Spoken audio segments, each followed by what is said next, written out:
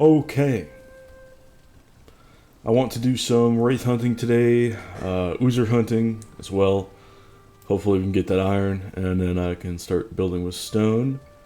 I also really want to find a smoldering tomb. They are in the middle of fucking nowhere, which is sad. Like, what? Why is it so far away? So maybe not. Maybe not doing that, because they're so far away. But I do want to build with stone, and I want to get more fire res mead. So let's get the cultivator, and I want to check on that plains farm. Got quite a bit of stuff to talk about, which is super cool. Hope you guys saw that dev vlog video the other day. It was just yesterday for me. Really cool stuff. A lot of potential. I will always look for the potential in terms of gameplay and good game design and mechanics side of things, rather than just something aesthetic. Because we have stuff that can be both. Like Root Harnesk is both. Fender stuff is both. Apparently a lot of the Ashland stuff is both. And of course, it's always going to be that way, because people have subjective tastes around fashion, and the game balance is rather objective with the code. And so if you can make a good item and give it visuals, people are going to enjoy those visuals, at least some people. Let's plant 50.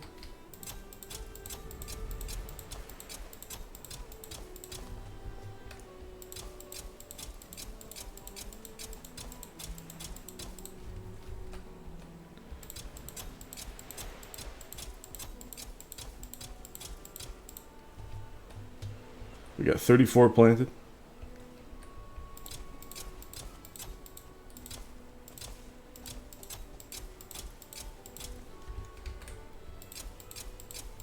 Okay, that should be 50. Wonderful. So yeah, I look at the stuff in the blog and I think it's like, okay, I hope things are not just some sort of aesthetic change. I hope that we've gone legit. Look at all the hogs. Yo, what's up with everybody gathered over here? We got some hogs, man. But I've said that a lot, so I don't need to repeat any of that, I don't think. Damn, good amount of that. I need cloudberries. I guess I'll do that tomorrow. You know, this is interesting. I was looking at Farmville videos the other day. You know, the old Facebook Flash game. You remember that? And I got nostalgic over it because there's so many like farming cozy games that came up after the fact. It's become its own genre, and then expanded in a different way, in many different ways, and become like further genres like farming sims or whatever Stardew Valley is, like cozy farm, whatever, romance, character, journeys, whatnot. Here, let's plant 15 of these turnips back.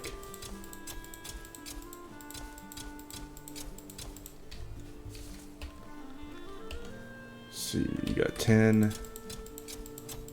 Okay, 15. But yeah, I look at stuff going on in the later time, later progression in Farmville that I never got to as a kid.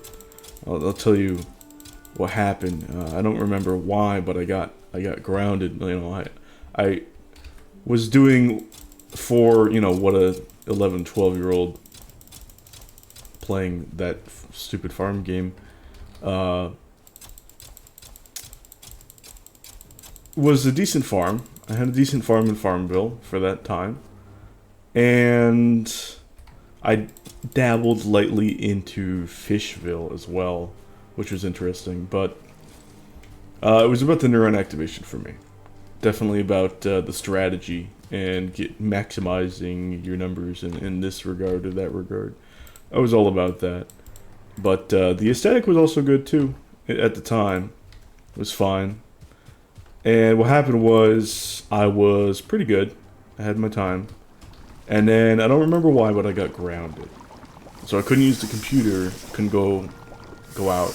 I had like reverse grounds during parts of like middle school where my parents were like, okay, you can't use your computer, you gotta like go socialize and stuff. You have to go outside.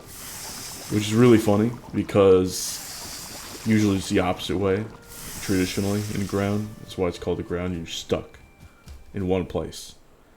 But now it's that's not the main form of punishment. And I'll bring it around later to another talking point today, but it was just really funny that all of my crops died, like everything was destroyed. All of my fish died as well in Fishville. So it's just like everything that I had cared for in these like online games, just got destroyed, totally destroyed. And I was like, I'm done. You know what? It's over. I'm not going to do this and then have something happen and then have it all die again. I'm out. And that was for the best because those games are soul crushing and very predatory on the microtransaction side of things, and they were really early in doing that as well. But I went back and was looking at it even so, because I liked the early farming aesthetic. There's something about it where I was like, okay, well I got Akka like last year, or maybe even 2 years ago at this point, and those guys, the Korean dev NeoWiz, went on to make Lies of P, of all things, which I'm interested in. And it's like, what a whiplash in terms of game design. But what was interesting is like, I have it in my inventory, I have it in my Steam library, and I haven't like messed around with it too much. It's like, why is that? And so I thought of games that were similar, and boom, Farmville. It's like, okay, well, I enjoyed that. That was similar, But there's like questing and doing this and that, and all of this interaction that looks like is very much inspired by a Stardew type of deal, cozy, but the game design was very much old PS1, PS2 aesthetic. It was glorious, but with modern stylization. A little bit of, tiny bit of fidelity here and there in terms of lighting system and whatnot and color. And it was really cool, and I was really interested in it. And even though it was no combat, I thought just maybe, I'll be super enthused at the prospect. And I wasn't. And that's because it's just not at the customization. No, not customization. It doesn't have the proper neuron activation for doing what you're doing in the game. And I think what was really interesting to me as a kid playing Farmville was, yes, you have standard crops, and then very rarely you have trees. It's like, oh shit. And then you expand and you get like some more trees. It's like, oh, these are even more interesting. What the fuck? These are even more interesting than just base crops. Satisfying. And then very rarely even after that, livestock. Like different styles of livestock. It's like, oh shit. And so the farm went from this very simple, very basic crop-based activity to a medium scale, increasing ever so slightly and rarely in complexity style of farm sim, where it was just enough. It's like you did a little bit, and then the game was like, okay, you're done. You're done for a good long while. Come back. And certain events and gifts that you could offer and receive from friends would give you rarer shit. It's like, oh my god. How exciting. How nice is that? Very nice. Very exciting. And it was just a really good experience because you'd get neuron activating design when you harvest. You'd get your money in whatever points or nonsense. And then you would... Ooh, another bird. Oh, shit. How do we... This is good. Oh, it flew off. Damn. But, I look at, all of the neuron activation. I think that kept me going. The core design and the neuron activation kept me going. Where I was farming for farming's sake, because I could tell that this tiny activity was slowly growing but not losing its scope. You know? But I look at the end game, what you could do eventually, and you're just industrial farm sim. And I just didn't recognize it. It was not the same. It did nothing for me. And a game's identity losing its scope had absolutely zero connection with me. Ooh, maybe I should chop all this sometime. Going back and looking for nostalgia and looking for answers, looking for introspection on how I could go forward. I didn't find anything in the positive side, but what I did find was the negative in that sometimes if you offer too much progression as a dev, if you go too forward in technology or what have you, you lose the core identity of the experience. And people want to stop playing, or people just don't want to look backwards. And I understand in some regards that some gamers are going to want this progression type in terms of power fantasy. Especially when it comes to very kind of sandboxy games where you go super far in terms of advancements and you become very, very strong, very powerful. Like I can picture like Civilization is a great example of this, where you go and you go and you go and you're really advancing. But I also understand how this can be done extremely negatively, where you look at Spore and see how things go into the space age. And, well, the exciting part of the game isn't that. It isn't that. And I think that was the same problem with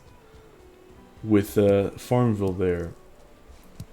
But, speaking of sandbox-style games, I think that's why I don't really have the urge to play Aka that much.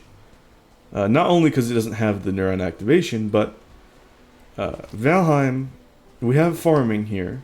Yes, we have that. We have also a ton of other stuff, like building, that we can do. There are some simple quests that we can do. There's this great deal of variety in exploration, building. There's a main quest in terms of the boss battles, side dungeons, all sorts of weird shit, but then there's a main course. There is a main idea springing forth. And then to the side of that, there are some major side ideas that keep you focused as well. And so, to me, I don't mind farming in Valheim, even though I have a bunch of other stuff I could do, because everything is involved in moving towards a main goal. Everything in the building, farming, all of this is designed to advance your main goal of killing the bosses, putting their heads on the altar, and descending to Valhalla. All of this stuff. And that's why, even though there's some sort of a mixed direction in terms of things that you could technically do, I'm interested. I'm interested in it. And I think that Akalu doesn't really have that much of a main focus presented to you. It's not presented to you well enough. Where, yes, where's my barley?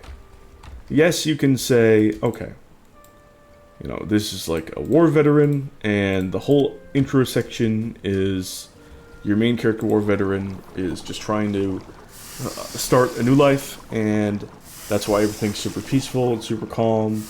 But that's very loose. That's so general. You know, you can try and do this a million types of ways and experience this IRL. A million different types of ways you could try it. And the question just becomes like, what specific type? What is our piece going to come from questing? In what way? Is it going to come from the card game in the game? That needs to be presented. Like, what personality does Akka, the red panda dude, have? What interests does he have? What is pushing him forward? What is making him strive for purpose and peace in his life? And we don't have it. He just is. And he's lost. And I suppose that's realistic in a sense, but I want to play something that's fun. And it could be in-world realism, sure. But it has to be something that drives me and motivates me outside of that. And that just doesn't do it. Let's see, where do we want to go now? We have all sorts of swamps. Where's my portal? Do I have a portal in the swamp? I do. I have that one.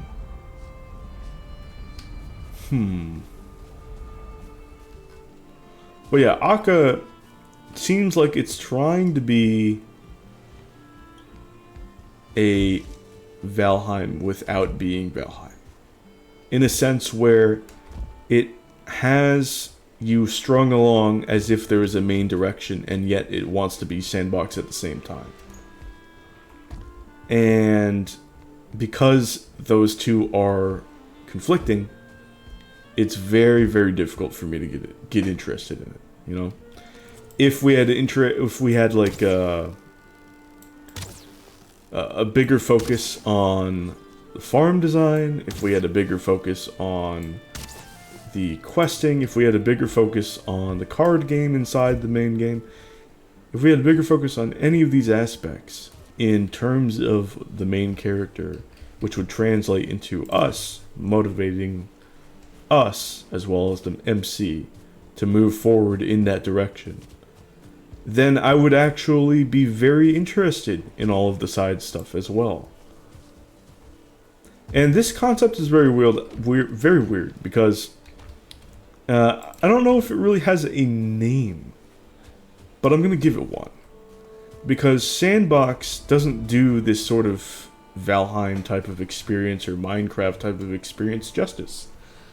When you have a bunch of stuff that you can do, but there are some main expected goals that are rewarding you for doing all of the side stuff as well, and getting into it and getting experienced with it, it's not quite as sandboxy, because you have some direction, but you have freedom at the same time. There is being lost, and there is having freedom with direction, okay? There's very different game feels with the two of these. One of them is going to be true sandbox. Complete and utter freedom, but also no focus, no structure. And the other one, I'd like to call it the beach. These are beach type games. And what I mean by that is, you go to the beach, and yes, you have the metaphorical sandbox style freedom. You can, as a kid or what have you, do whatever you want with sand building structures, like, you know, your shovel and your bucket and whatnot. Maybe a little play truck that has some sort of utility. I don't know. I remember I had this sandbox. I don't know if I still have it somewhere squirreled away in the garage or something, but it's a dark green sandbox in the shape of a turtle. And I used to play in that thing all the time next to the garden. That was a fun time. But because I had certain toys, I had direction. Okay, well I can only do so much because this is based off of a dump truck. This is based off of this style truck, or that, or this. And even though I had relatively sandbox ideas, even though if you go to the beach, you have sandbox freedom, at the beach, you're still mainly going to either chill out on the beach, prop up a nice umbrella, or lie down in a nice chair and hang out and talk with people, maybe bring some drinks or something, or some snacks. Okay? Or you're going to swim in the water. Or both. Or a little bit of both, right? You still have so many different activities that you could do on the beach. But your interest in these is also influenced by your main two activities that's expected on going to the beach. Okay, well, I want to interact with my friends on the beach. Maybe we bring some sort of ball, soccer ball, football, what have you. Okay, good interaction on the beach. Well, this side interaction as well helps me warm up. Maybe if I'm coming from a nice, cool, air-conditioned car, I'm not really ready to jump into the cool water yet. Maybe I specifically want to engage with some of these side beach activities so that I can get the warmth and heat required to make me want to jump into the beach or into the water and have a good time in that. Maybe we're doing this. People are doing something where they will bury you and stand up to your head. It's like, okay, that's pretty cool. That's a good thing to get started on too. We'll do that. And so you see how doing these side things is inspiring and connected. Wow, 2-star board. Oh, well, that's lucky. That's RNG. These side things are connected to the main activities. There's still direction. There's still freedom. But it's connected to the main activity. And so you have freedom with direction. That's what Valheim has. That's what Minecraft has. That's what Akka is lacking. And so if Akka had some good neuron activation, good characterization, and direction towards something specifically, then I would be more engaged with the farming, with everything that it has to offer. And what's interesting especially is I experienced a modded game for the first time. A modded PC game for the first time last night. I played Elden Ring Seamless Co-op with a buddy of mine and one of his friends, friend of a friend. And it was cool. And then what was interesting is the friend showed up. And he had a plus 25 Claymore on a level 80-something character. And me and my friend were there with effectively new characters, like level 20 characters sporting plus 0 weapons. Just there, doing the minimum, doing ordinary shit. And I was just like, oh, okay. So he's smurfing, he's carrying, and I think the funniest thing is he comes in immediately, and by accident he just kills Bach in one hit. This NPC that brings very little to the table, but is still like a precious little character. He just comes in, and we're talking to him. We don't even know that he's in our world yet, And we're just talking to Bach. Like, yeah, we're gonna get ready to do this quest, right? Small quest, nothing too serious, but he provides this very tiny bit of quality of life where, yeah, we can do the thing and it's perfectly fine if we don't have Bach, but it's better to have Bach. And he comes in and just dumpsters him in one hit. Bach is like 100 HP, just slams him. And he doesn't mean to do it. It's great fun. We have many laughs.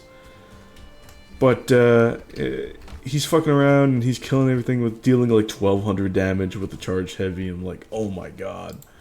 You know, some endgame shit. He's got like Lion's Claw. He's probably got the actual Lion's Claw Ash of War, which scales off of strength, and he can infuse that thing heavy. He's got a strength set up. He's dominating, you know. We're talking about builds and stuff, and I'm like, oh yeah, okay. I like that somebody came in and like asked about what build I'm going for. That's actually exciting. And, you know, it's like,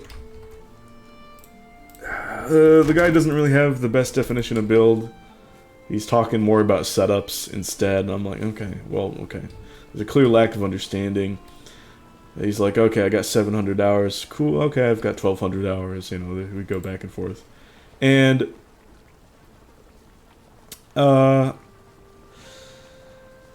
he mentions that he's not very interested. You know, he thinks that the actual getting and upgrading all of your mats for your weapons is kind of tedious. And, that he played with somebody else. And if we play with this other person, he's just going to go and spawn in all of the upgrade mats so that we can max out our gear.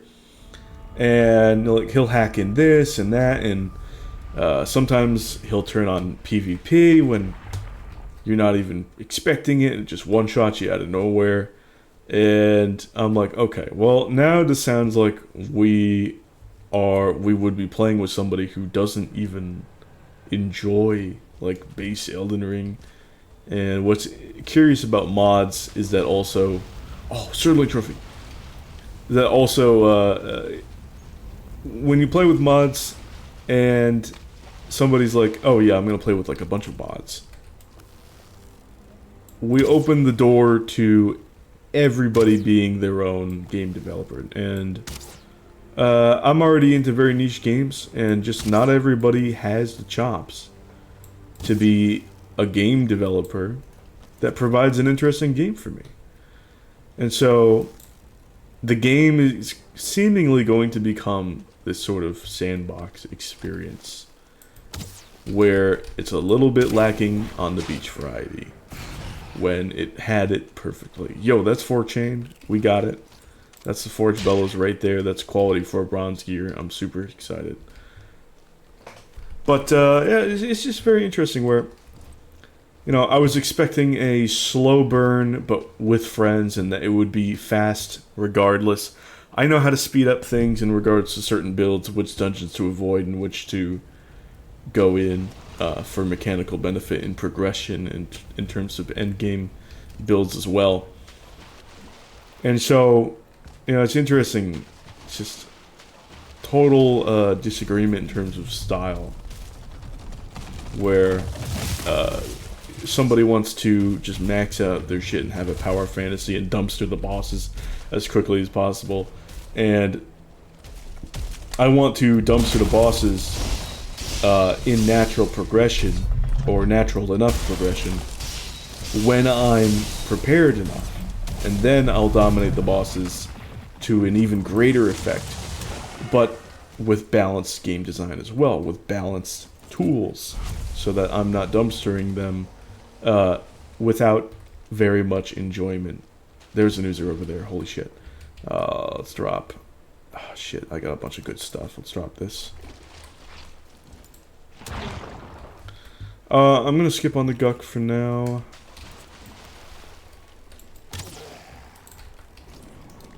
Gotta be careful of rates, because I saw one over there. Okay, let's take this guy out, hope for some iron, yeah? I didn't get it. No, that's sad. Alright, well, I'm gonna need more chain, so we'll see. Drop that. Oh, you tricky bastard. Where are you going? He lost aggro. Okay.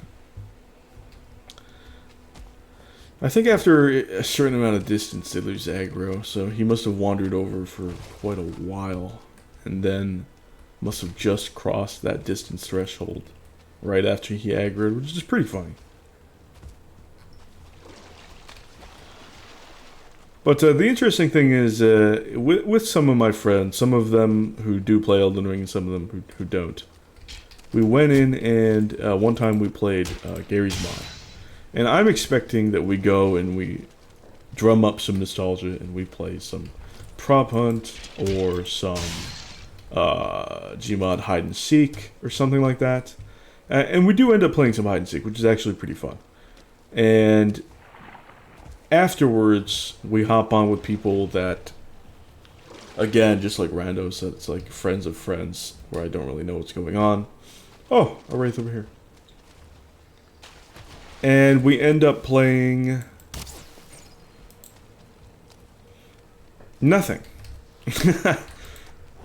We end up doing just a total sandbox, no direction, where we're just spawning in random shit and doing random shit and killing each other and then spawning in and just killing each other.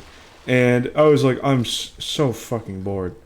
And so I just, I was like, okay, well, I'm gonna hop off. I just hopped off. And I don't know for how long that they continued to do this Gmod sandbox adventure, but I do know that I've never seen them on Gmod ever again. So I've never seen it. I've never seen that happen. And I'm very interested in seeing how my one friend who first downloaded Seamless Co-op, I'm very interested in seeing what direction he goes. Because I know if I'm playing with some other friends, that they just won't, like if it's their world, they won't accept this like turning the beach into a sandbox. They will not accept that. That's not their style, that's not what they're interested in. And honestly, that's not what I'm interested in either, obviously. But there is some fun to be had. It's just extremely temporary. It's very, very short-lived. And honestly, for Elden Ring, which is probably now with the DLC a 200-hour experience, I want to have fun, take it easy, enjoy the progression with friends. Is it going to be shorter than 200 hours with friends with Seamless Co-op? Yeah, absolutely. But this may be a 100-hour experience. Yeah, I want to take my time and enjoy that with the people. So, cutting that down to like potentially nothing, like being carried, doing a sandbox adventure that we might not even finish. That was not my idea. That was not the intention that I went in with. Can I still have a lot of fun? Sure, it's always possible. But I just doubt it. I just doubt it. And here's the thing. Right? It is also very possible that my friend also has the same idea. And things change. But we could also go into the deep end. It's like, okay, we go into the deep end. Eventually there's going to be a great equalizer. Because you can only have so much of an advantage for so long.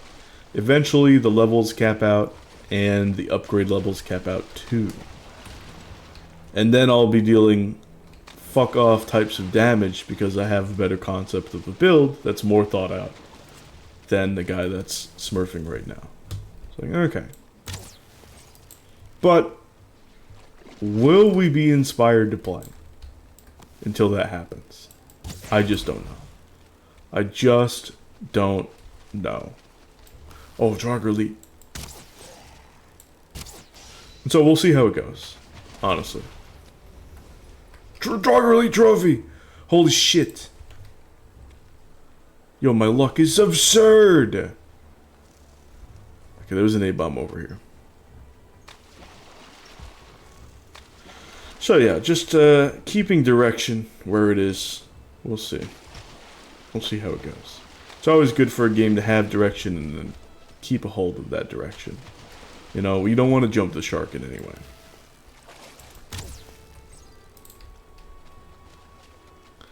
Okay, I do want to scrap with this A-bomb over here. I would love another Wraith trophy. Imagine that. Could you imagine that? Let's see, we don't have any A-bombs over here. Or we don't have any Wraiths over here. Just that one.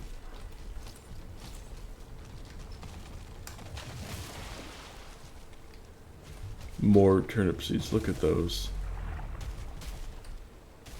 This has been a very eventful evening time.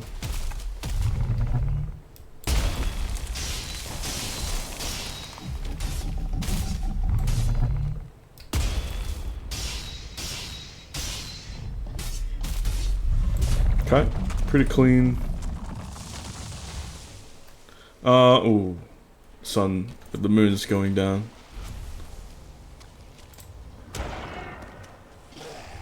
Oh, oh, you must be a survivor from the Fallings. No, okay, we got one Oozer, but no iron from it. That's still really huge. That's still so good. Like, the amount of shit that I got is unreal. 5 chain. 5 chain? Man, I was yapping. I didn't even realize that. 5 chain, 1 Draugr Elite trophy, 1 Surling trophy, 2 A-bomb trophies, 10 root. That's absurd. That is so productive.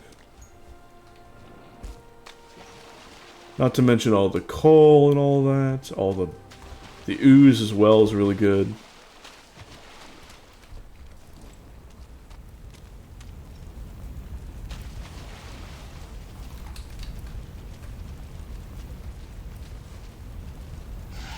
Oh shit. Let's take this leech out.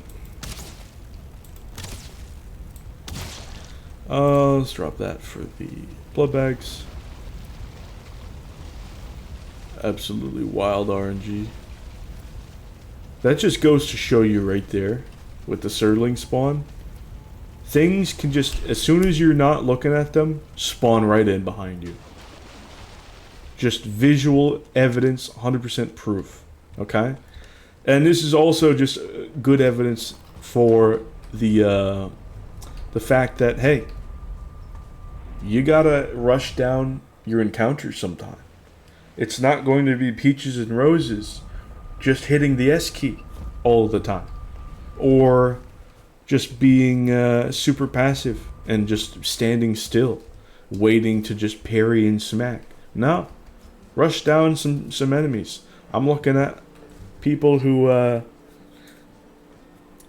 just try to play off just standing still and parrying as an optimal strategy. No. No. Absolutely not. Absolutely the fuck not. It's like, look how easy the Seekers are after the change. I can just stand there. It's like, okay, well, you suck. I'm gonna put it fucking bluntly. You're not good. This is a horrible representation. You should not be expected to just stand there and do nothing. When we have Atgears, Frostners, Frost Arrows going into the Mistlands. What a fucking joke. Be proactive. But yeah. Yeah. Again, I would not have to step into the realm of Toxic Land, okay? If people didn't try to step into that land first and sling some fucking mud, alright? I will always be responding to people spreading bullshit about this game that I love when I seem like I might be a little out of line. Other people stepped over the line a long time ago. I'm just cleaning things up.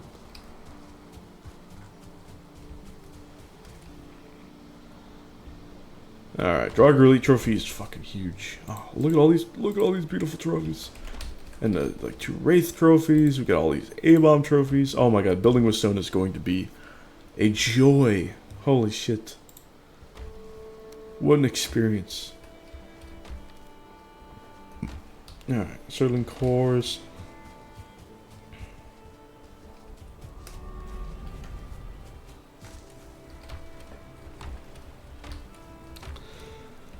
But yeah, I just really hope that you know, there is some dev design principles behind the people that go just rando modding things. And at that point, it's like, yeah, if you're going to be customizing your game mode to a certain point, you are basically redeveloping it. And if I'm playing with you, okay, I have a crisp and clean, no caffeine idea of how I think that the game should be. And I have direction and I have insight. If we're going to be fucking around to maybe the neutral idea, the neutral enjoyment, or even very temporarily positive enjoyment, I want to understand some direction. I want to know that this is a properly thought out, subjective, personal experience that is well desired by whoever it is before it comes in. You know, what's the dev design? What's your central dev design principles? Because if you're just fucking around, I'm not interested. I'm really not interested. Shit's gotta have reason behind it. Okay. Oh, there's oh no, that's not a fish, that's a log. Damn it. I thought there was a giant fish. I forget which one that is. Pike? I thought there was a large pike on land. No, I guess not. Let's keep sniping. I'm just, again, stalling, yapping until nighttime. Oh, shit, never mind. Forge bellows. Let's make that. Let's go make a forge bellows. So, we should have some of this, some of that. And, I think it's some wood as well. Crafting. Yes, 5 wood. Do we have that up here? Tragically, no. Pardon me. 5.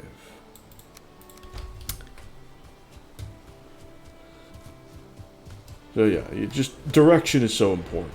It's so important. It's like, I understand, maybe even just sandbox is the direction, which sounds counterintuitive. But that's personal taste. It is what it is at that point. Hello? Oh, I need one more. I understand that. It's just, personally, it's got to be more than that. For me. Right? Otherwise, I'm like, I'm gone. I need beach. I don't need sandbox. I need beach. There can be sandbox within the beach, but we have to have direction. Okay. I'll see if I can upgrade some shit. Let's see. Good too much. Yes, yes, yes. Guys, I have unfortunate news. I might have to do more bronze grind. I might have to do a little bit more bronze grinding. Because I can only upgrade one thing to quality 4 at this point. Yeah. Well, let's upgrade it. Okay. But I only have 2 more things as well, so I need 48 copper. I definitely have the tin. Let's go mining. That's something to do during the daytime, yeah? Oh, I need to repair that. Also, I should upgrade that. I should upgrade this as well. And so now it's 78. Just like that, it's 78. 78 copper. And, you know, cut that in half. What is that? 78. 39. Yeah. 39 tin. Do I have 39? I don't. I love that. Wow. So 78 copper and 11 tin. What a swell time. What a swell time. Well, I have the Meganyord now. Portal Man should be in here, yeah? Wonderful. Let's go venture out and grab some... yeah, I'll just go... I guess up here, by this one. Some of these. Oh no, there's stuff right just over there. Yeah, let's do... these two. Pardon me, boar. Thank you.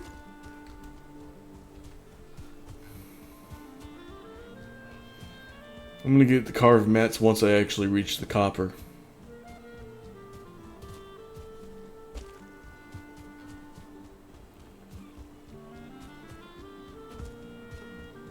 Something else I want to say is that too many people just look at games and they review them and they put out things that are like, oh man, it's a game that doesn't have X, Y, and Z negative aspects.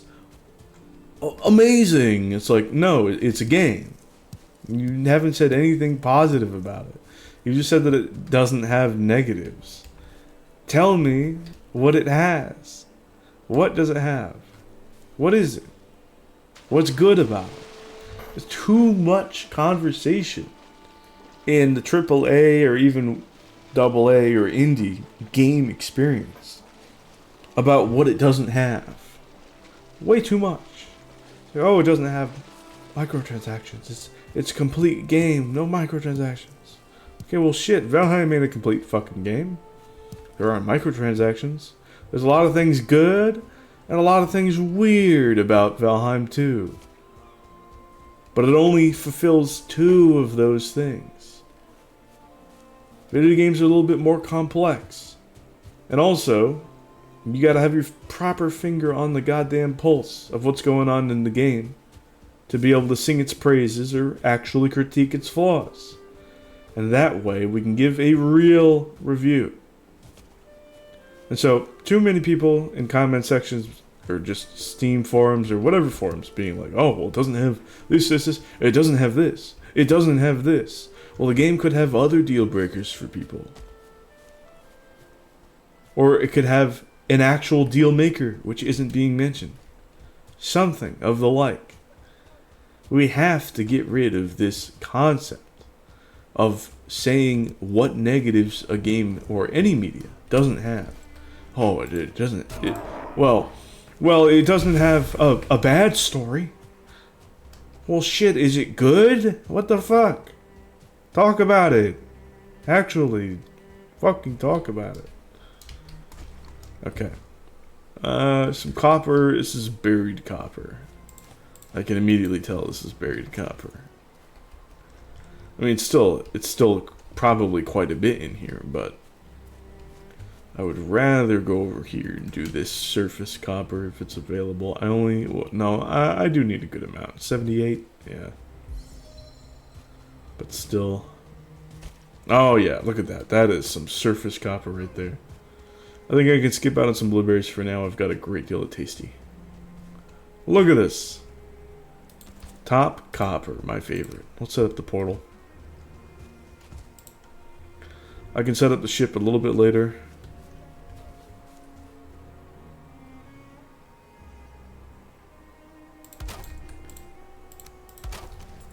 It's gonna keep the same. Let's get on with this mining. Is that connected? I already have a blank connected, don't I? Oh no.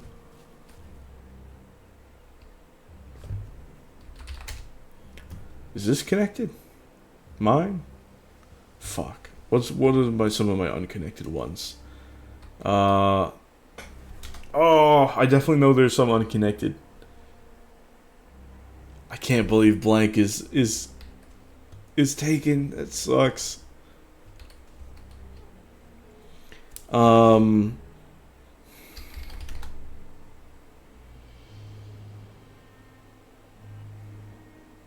did I use a capital?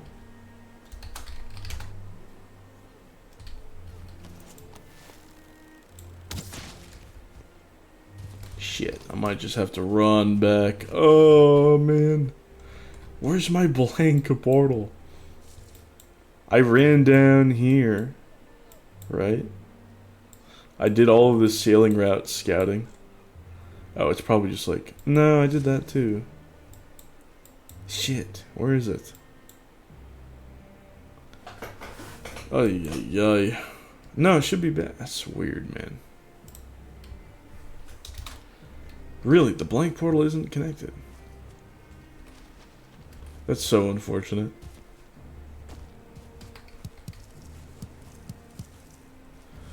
Okay, I'm gonna mark this here as a portal.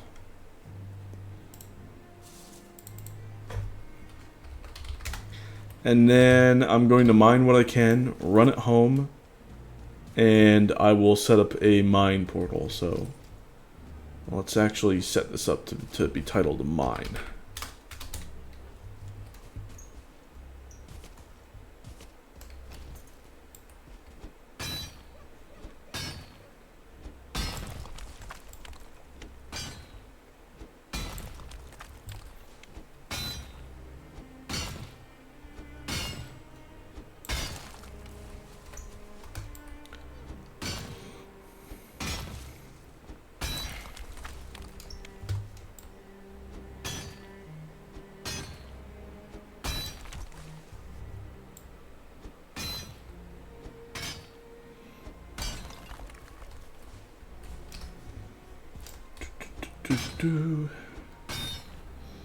But yeah, I think what was interesting is that I keep seeing. I think the most recent time I've had seen this flurry of comments saying, "Oh, this game doesn't have these negatives," is with Black Myth Wukong. And it's like, the game is gorgeous, right? It looks beautiful. It seems like it has fantastic music. The character designs look good. Voice acting seems solid. The action is a little iffy to me, but that just could be my taste. And I've already gone and described the game in more detail than most people who are just saying, look what it doesn't have, you know? I've already done that game far more of a service. But at the same time, I'm still waiting because I want to see somebody actually describe what it does well and what it doesn't do well before I maybe make a decision. And something curious is I saw this game reviewer, and the game reviewer, the big thing about this game reviewer was that he didn't take sponsors. He wasn't a game reviewer that went out and took sponsors from these companies. He didn't go and showcase some paid-for opinion. And we're running into the same issue that I was just talking about when people talk about just games, in a sense where they're lacking a negative. Okay, well, this game reviewer is also lacking a negative. But what does he do positively? You know? What is the deal positively? And so I wanted to see, there are two hallmarks what I really like to see in a game reviewer. And I haven't seen what he said about one, because what he said about one game was unfortunate. It's just like, I don't know, man. I don't know if I could trust that. I don't know if I could really trust that opinion, because he seemed a little misguided about one of the games. But my two hallmarks, very recent too. I want to see what a reviewer thinks about Elden Ring in detail. I want to see what a reviewer thinks about Final Fantasy 16 in detail. Okay. Because Elden Ring is a glorious game with a great deal of flaws. And it's very popular. And because it's so popular, game reviewers probably reviewed it. And then there's Final Fantasy 16, which definitely not as popular, but for good reason. Not just because it came out on PS5. No, not just that. No. Other reasons too. And I want to see if the game reviewer can identify some of these other reasons. At least a few of them, right? And I also want to see a game reviewer understand that one of the main reasons why a lot of people who really enjoy Final Fantasy won't enjoy or won't be interested in 16 is because it is so uncharacteristic of the other Final Fantasies. The vast majority of them. In the mainline series. A mainline numeral. Basically, for a mainline numeral, it is super wacky. It doesn't mean it couldn't be something very enjoyable for a great deal of people. Even for people who do enjoy and really love the majority of games in the mainline numeral series for Final Fantasy. However, it's just so different that it has to be mentioned. And he mentioned that it was different. He mentioned that it was different, but he also said, Final Fantasy, they're known for drastically changing every single time, or some shit like that, which is the ultimate cope, and it's total bullshit, guys. And no. But then, immediately after, over the course of like 5-7 minutes, probably the whole review, because I couldn't continue to watch. Time went on as he said aspect after aspect of Final Fantasy 16 that was different or unexpected or unusual for a Final Fantasy. Unusual for Final Fantasy? What do you mean? I thought they drastically shook shit up all the time. And so this immediate, heavy contradictions that would be caught in even a half-competent reviewer's editing and proofreading, rewatching. Dude's got over 1 million fucking subs. And this is a beyond amateur mistake that gets caught early. This doesn't even escape my fucking draft. In my mind, let alone making a video, let alone if I would script a video, which I think his videos probably are. And so it is unbelievable on the tier of fucked up in which my litmus test review of a game was done wrong. And so, yeah, you can go and you can say, he lacks this negative. Well, he has this other negative, and it's a big fucking negative. There is no easy way around that huge fucking negative. And I'm not going to say the name of this guy. I'm sure he is a overall decent ass guy, okay? But I'm just going to say, if it was just some random person and I didn't know that this was like a well-respected games journalist ass dude, okay? If this was a random guy and I didn't know whether or not things were sponsored or not, I would say, this seems like some shill bullshit right here. That's how bad that mistake is. To misrepresent the situation that bad, and to contradict yourself in such a glaringly obvious way, that looks like it smells like shill to me. I'm sorry. It smells like some fucking nonsense. Because this level of distancing from the mainline numeral series while also carrying the title of mainline numeral, alright? It would normally still be Final Fantasy, because it's got the theming, the iconography. But it wouldn't be a mainline numeral, it would be a side entry. And I love side entries. I even love action-based side entries. Like Crystal Chronicles Echoes of Time. Where does this go? Where does this blank one go? But yeah, I love side entries. And it would be a side entry that would sell very well. Where the fuck am I? Ah, I see. Alright, I'm back at the fucking swim spot. Yes, I remember now. The sailing spot. Yes, yes, of course. How could I forget? I'll explore this later. I want to get my brown stuff quality 4, and then I'll explore this. Probably next episode. I'll at least land over there, okay? Let's make a portal and call it mine, and head back. But first, I did sleep, so...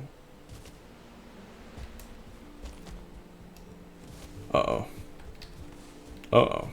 I didn't properly fuel these. And I have the coal to do so, too. That sucks. Ah, you... Well... Okay, sure.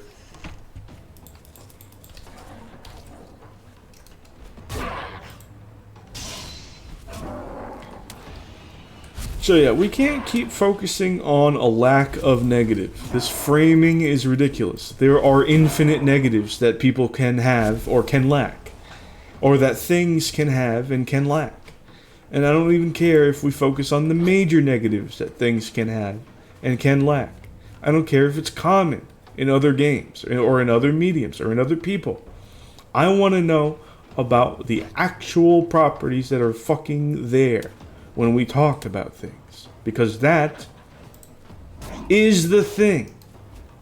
That is the thing. We do not interact with what's not there. We interact with what's there most of the fucking time. And if we're talking about a thing, that is by definition something that is there. And so let's talk about the things that are there.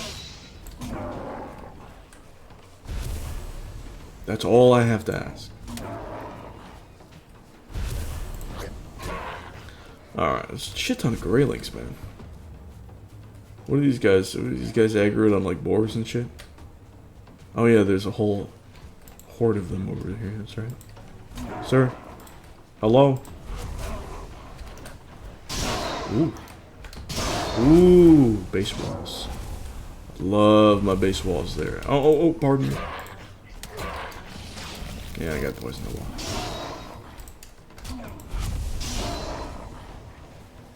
Where are they running to? Come on out. Come on over here. Stop running over there. Fuck, what the fuck is going on?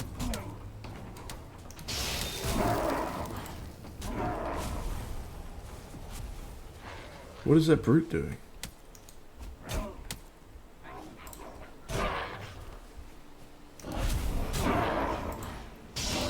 Oh shit, look at the damage.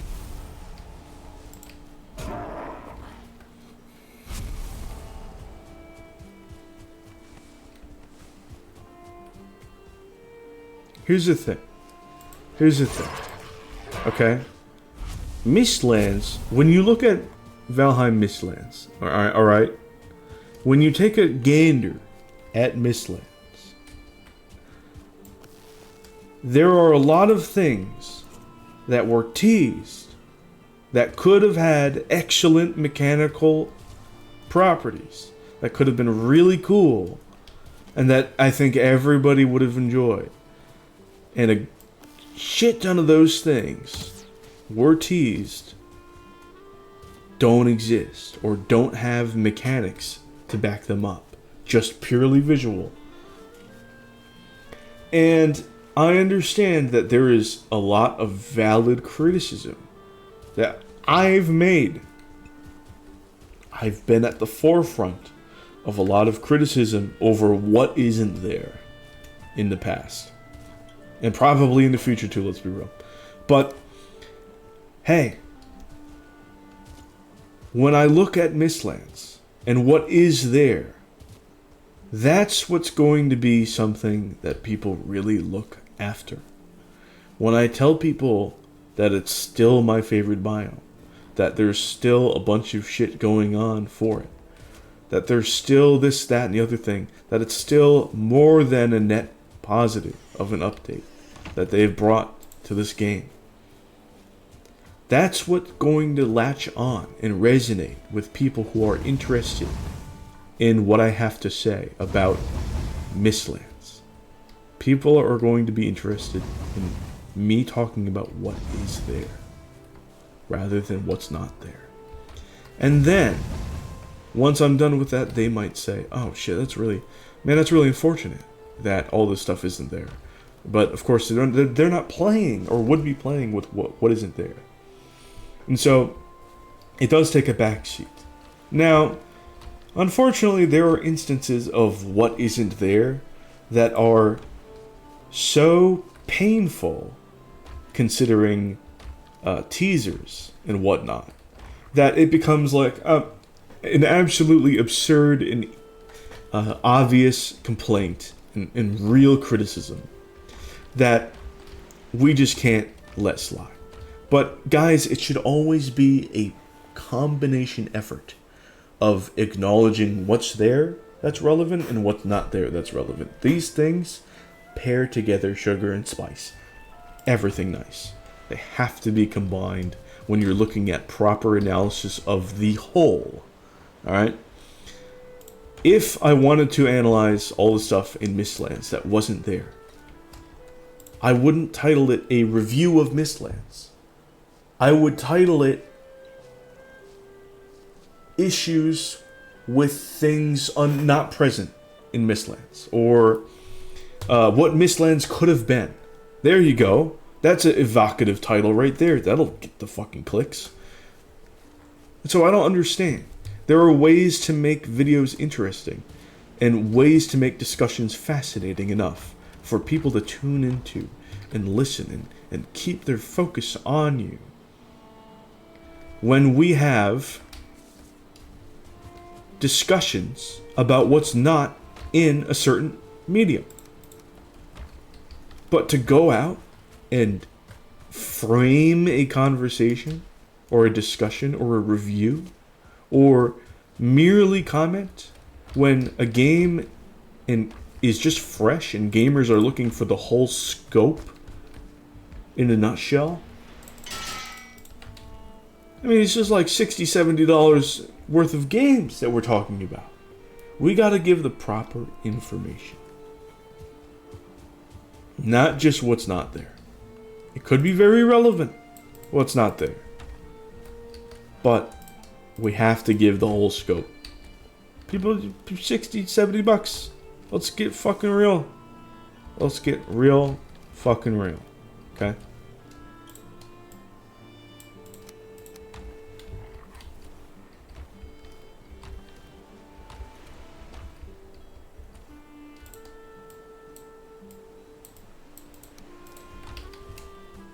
Alright, time to build up a mine portal. My plains portal? That was the unconnected one? Oh, man. That's annoying. Where do I even want to put this mine portal? I've got limited space, dog. I'm so close, like, ooh, we can go here. We can also go here. Let's put it here. Mine. That, wow, that connected instantly.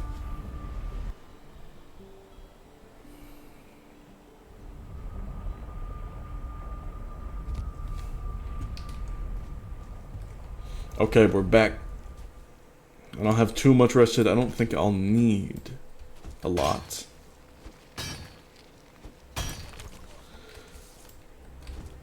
So, I fucking didn't fill up the smelters and stuff. Man. I'll be right back. It's an opportunity for me to get full rested anyway. Probably hunt some oozers, whatnot. Man, I've got a lot of positive stuff on my plate right now in Valheim. In this world. A lot of good shit I can do. Alright, let's fill up those smelters, yeah?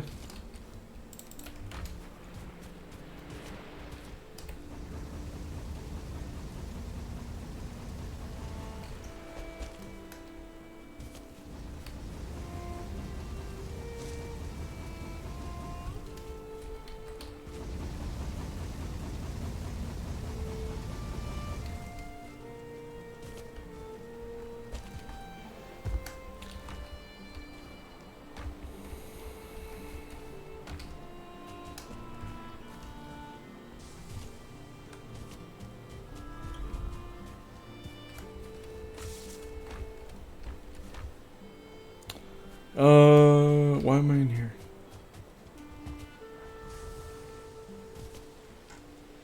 I haven't had all of my morning tea, y'all. It's fucking me up. Let's see, do I have my... Yes, I got my copper in here. Okay. Now I can go back and mine some. Let's just go get full rested. It's gonna be great to build up stuff with stone. Oh my god. It's gonna be so good.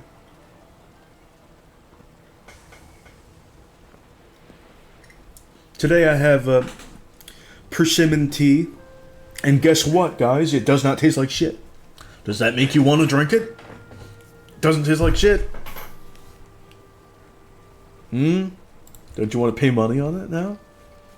Consume the product, guys. It doesn't taste like garbage. So therefore, consume product. Consume product. You're welcome. Let's see. Alright, so that was, what was it, 32 copper, so we've got some more. I need 78.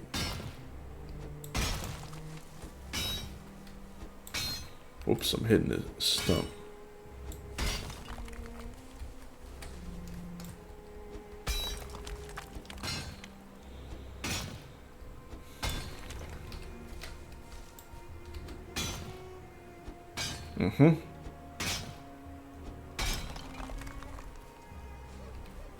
Okay. Oh, there's another one hiding. Alright, we got 8. There's more. Pickaxe is 50 though. That's yo. Pickaxe 50 is nice.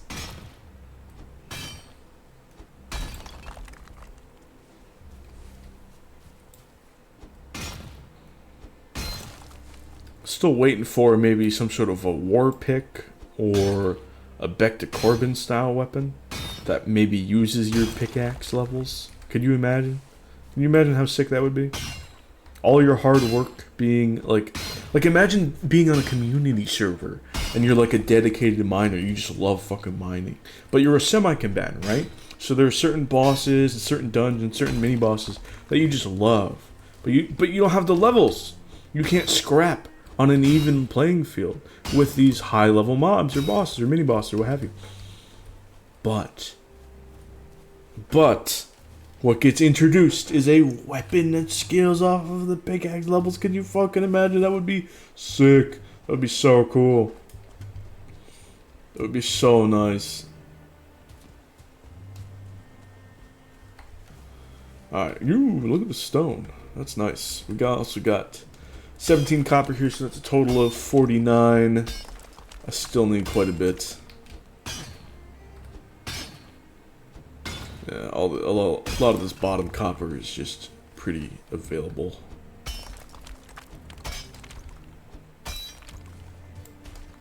Not like the other one where I have a crater.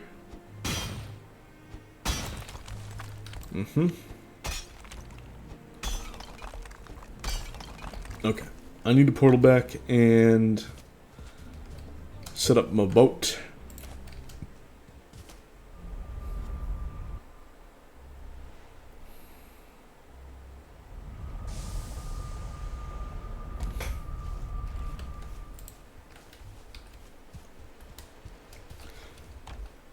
Okay. Let's get my boat.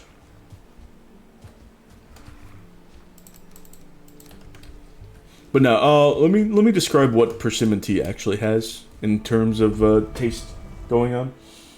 It's similar in taste to a sweet apricot.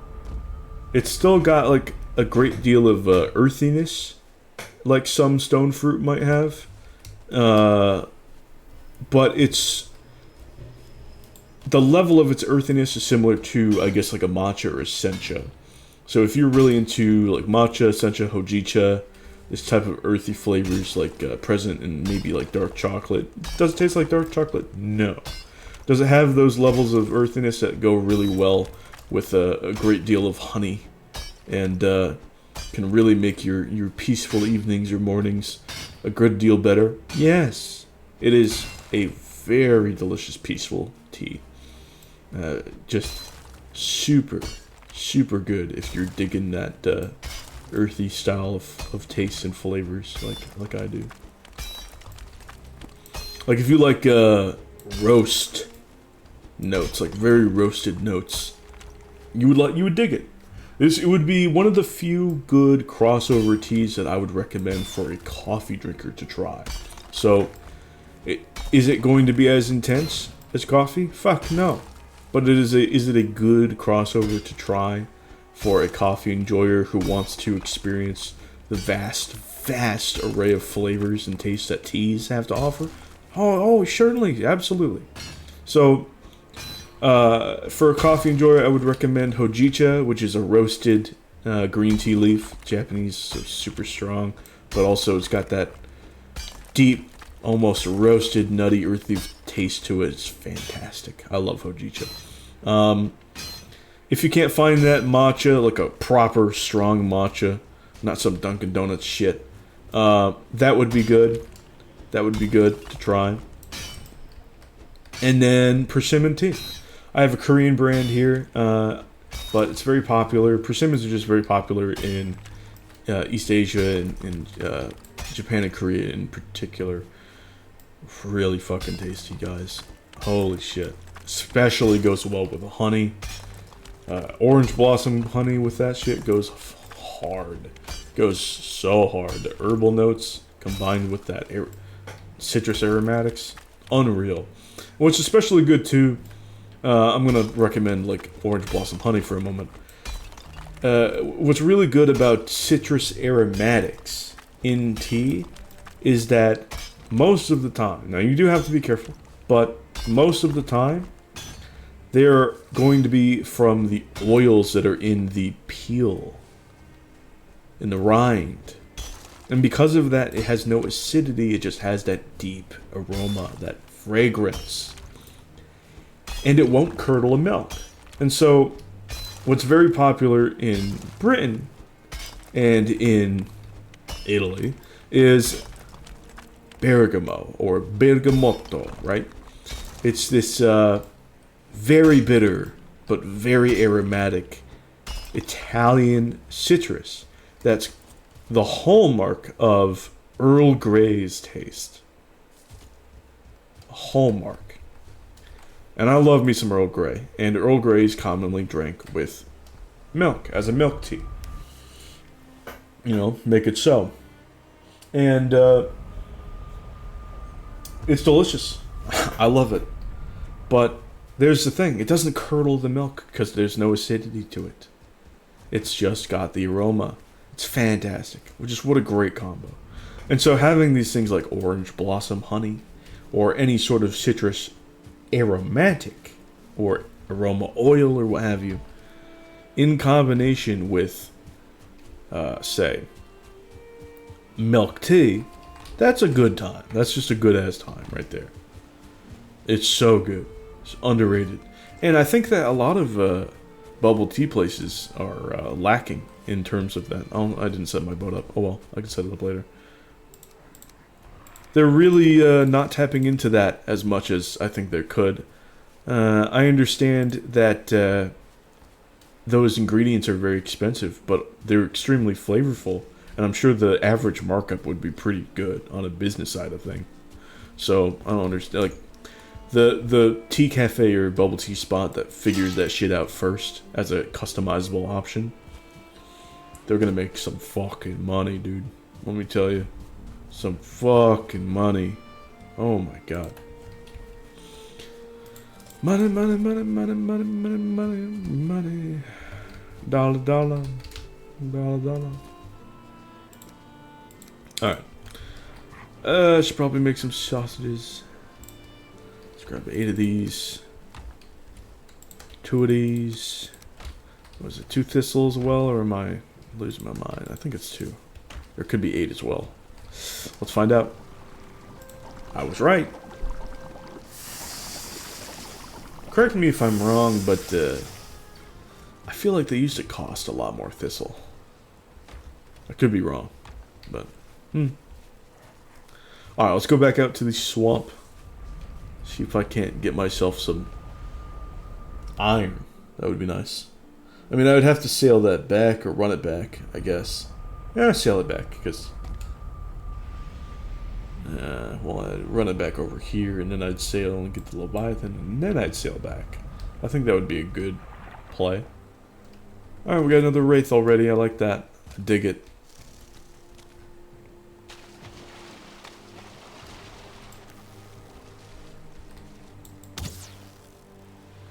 Bastard.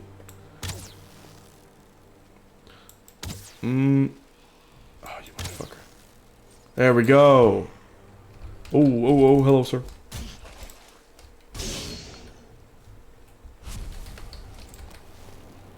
Sir? Fuck. Pardon me.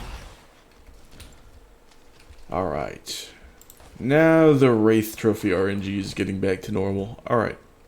Oozer hunt. I need to find an Oozer. Or probably several, because it's a 33% drop rate for an iron. Come here.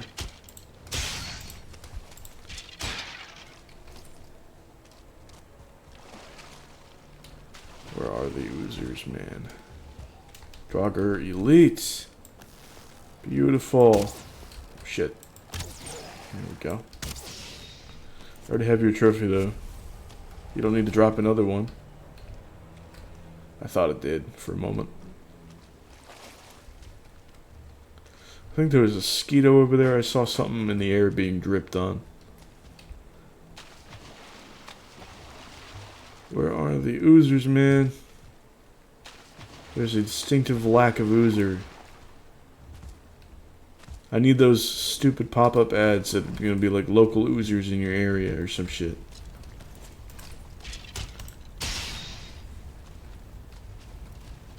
I need that. Come on.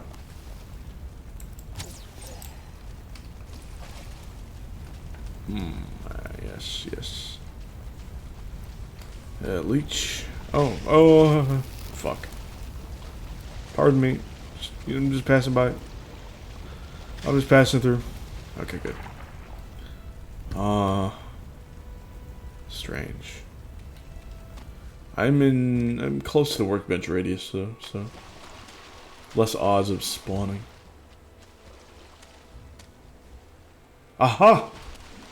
Let's fucking go, let's fucking go. Come here. Hello.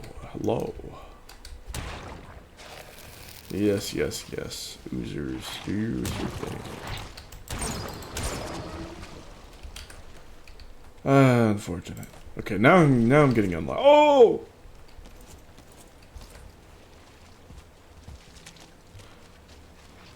Come here.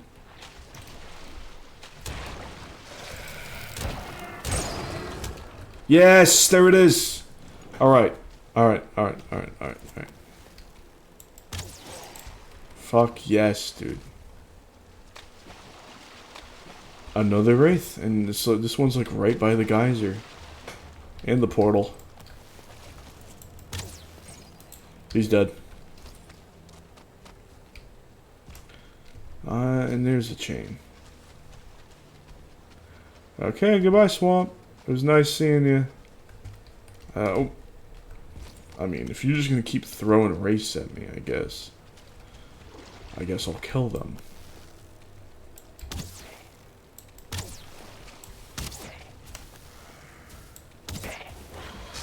Oh, I got hit. Oh well. Let's get the fuck out. Dare I kill another Oozer? For shits and giggles.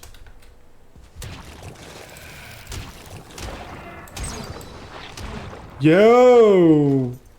What the fuck? My RNG is ridiculous. Alright. I need to go before I get like a Wraith trophy or some bullshit. It's absurd. This is absurd. Guys, what the fuck is going on? Also, I feel bad for whoever expected me to explore that other area, because that's not happening in this episode.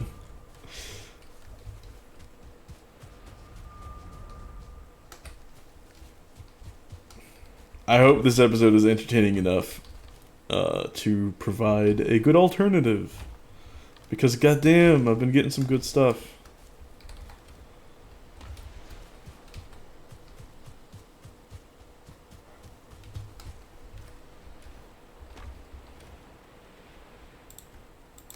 Really good amount of chain. Got some coal here. Rest of copper should have smelted. Very nice.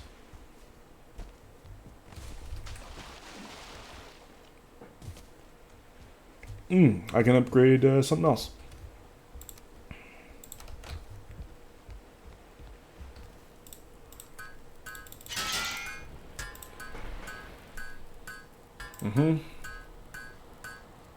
Yep.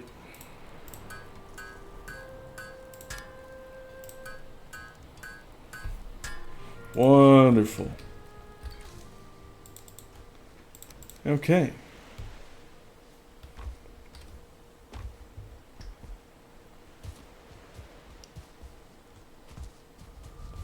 Now just a sword. Which honestly, do I have to? No. I don't have to upgrade that. So I should just sleep. I will grab the copper that I have over on the other area. I don't think I have to sail that back. Yeah, I'm not going to upgrade the sword, just because going into the other areas, it's just not going to be as useful. You know, it's good at killing A-bombs, and what do you know, I'm good at killing A-bombs already.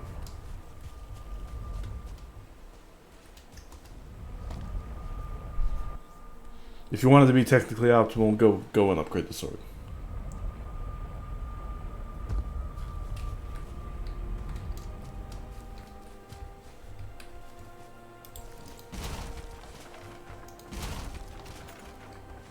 Carrying too much, I can drop that. Alright, these are bottom copper now. Let's run back.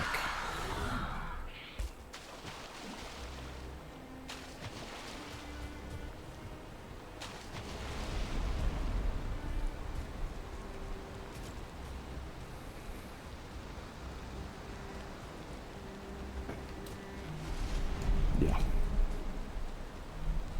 Damn, it's a relatively rocky river. Would have been a bit of a pain to sail.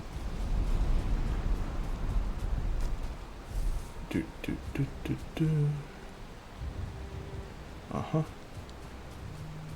Oh. Oh, fuck, no, it's the upgrading the pickaxe. The pickaxe! 27 plus the copper that I have 5 bronze. Okay, so 5 bronze, 27 here. I need 15 bronze. So I need 10. I have enough. I have enough.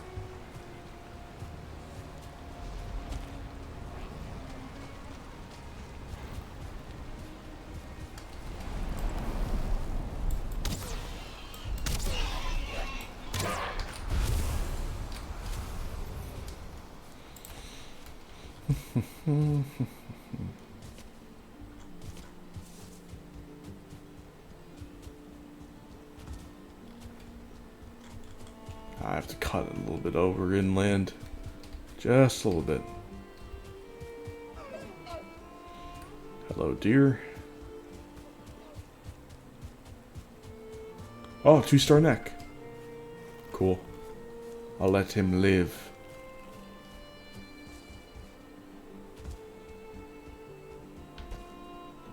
I forgot that rock went so far into the river mouth.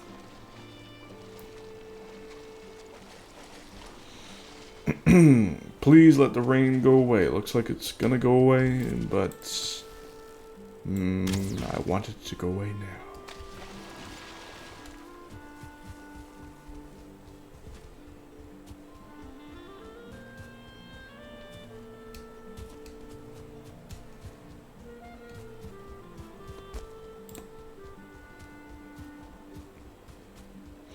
This is going to be an interesting entrance back into the village. I haven't come back this way in a long time. By land at that. Cool.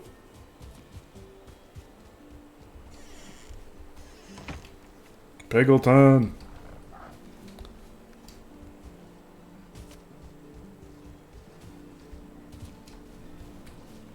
Alright. I can put the portal mats back in there. Let's see, we got a little bit more eyes than I need. And I need 8 more wood for that. I believe I have arrow wood over here.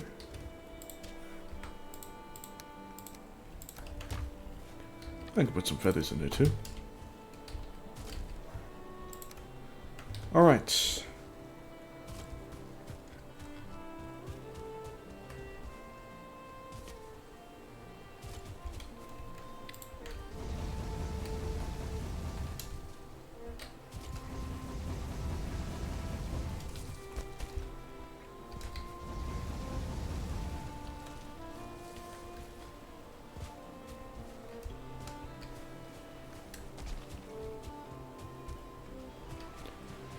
Okay. More stone. Eyes. And then the meat's in here. Nice. Pretty solid. I believe these smelters need more coal. Let's put it in there.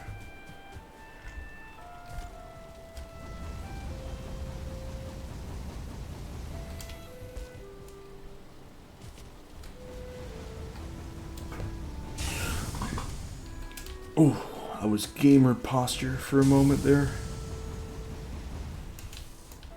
Gotta fix that shit up.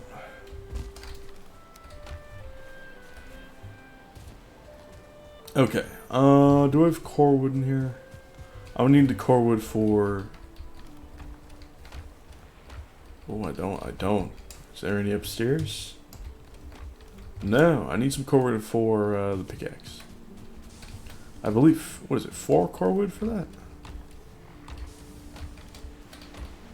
Bro, don't tell me I'm out of core wood. Okay, well, I'm not out, but I'm very close to out.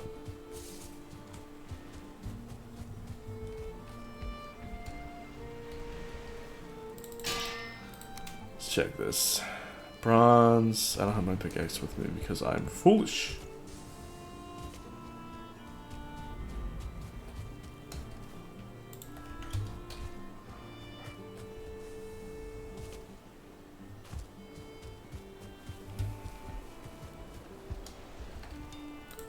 Let's check it. Pickaxe 3. That is less than I expect. That makes sense. Because it starts quality 1, goes up 1, 2, 3. Can I upgrade that now?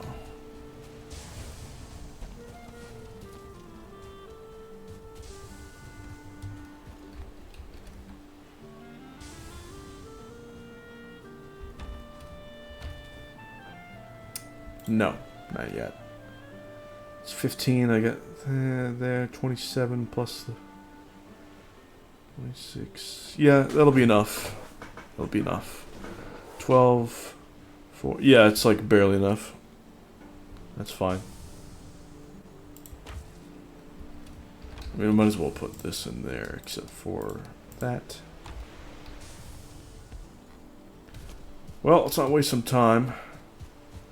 I can do some farming. That'll be good.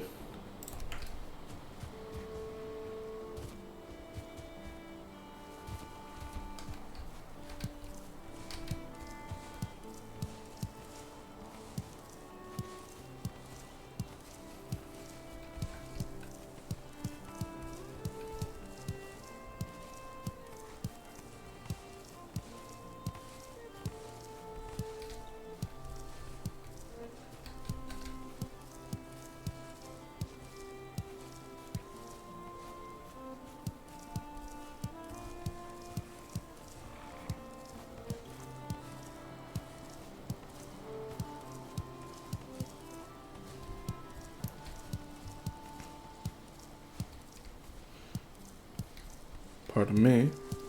Don't want you eating any of these carrots as soon as they've been uprooted. No, no, no.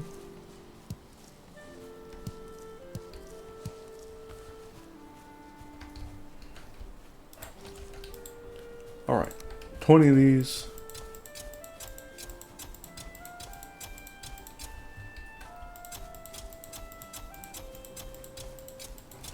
And all of these.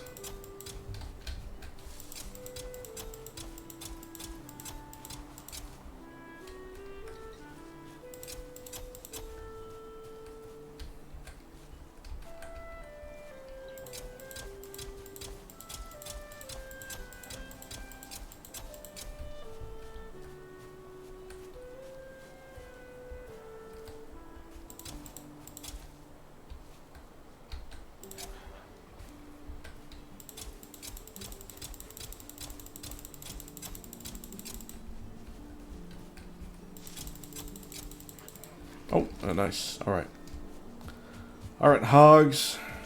Got some grub for you. Where's the group of them?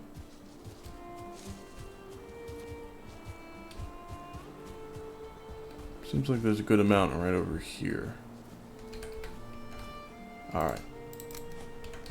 Eat up. Where are the others? They're all kind of spread out, aren't they? Yep. There's a good selection here too. Okay. Enjoy.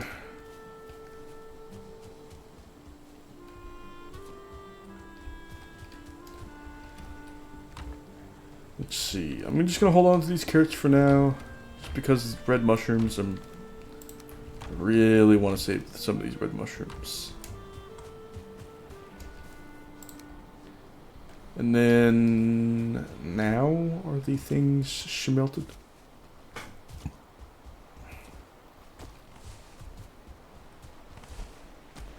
Nice.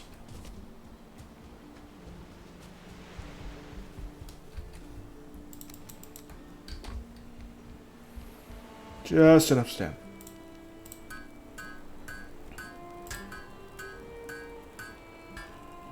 One more.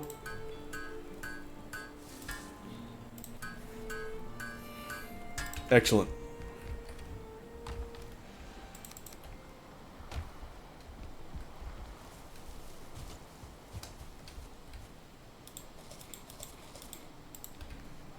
All right.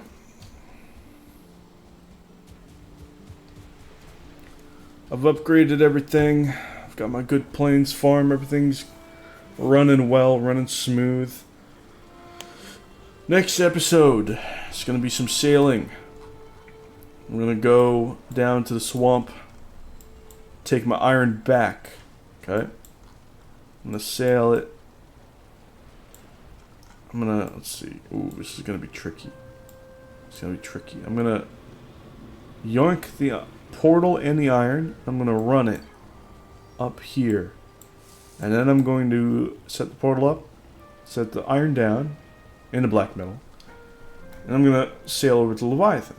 And then, once I'm done getting the chitin, I'm going to sail straight home. That's how it's going to be. Well, there's going to be a lot of building with stone after that. There's going to be a lot of exploring from the close island after that. There's a lot on my plate. A lot to find out. I'm super excited. And it's hype, man. It's hype playing Valheim. Thank you for watching, and I'll see you guys some other time. Bye.